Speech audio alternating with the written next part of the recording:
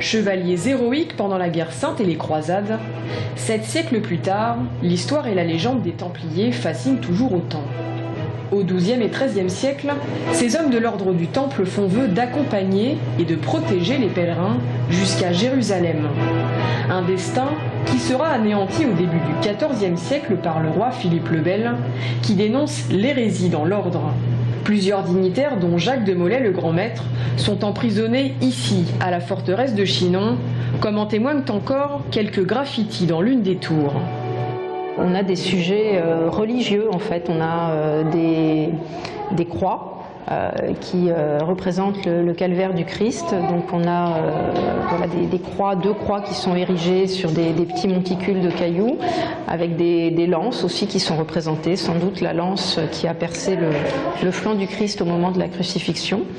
On a également un personnage auréolé à côté et un ange dont on voit une aile de profil, une aile de face, donc on est toujours dans le religieux.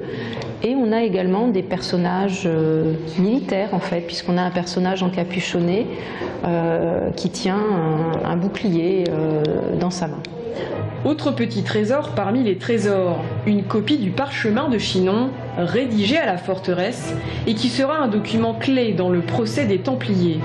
Resté secret jusqu'en 2001, il est aujourd'hui conservé dans les archives du Vatican.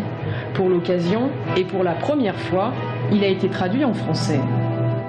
Alors c'est l'un des 2 seuls documents où les dignitaires de l'ordre, dont le dernier grand maître Jacques de Molay, avouent avoir eu droit à une cérémonie un petit peu illicite à côté de la cérémonie officielle et reconnaissent quelques péchés.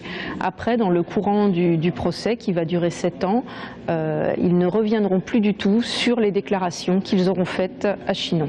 Reste cependant une énigme jamais élucidée, celle du fameux trésor des Templiers. 700 ans plus tard, le mystère reste entier.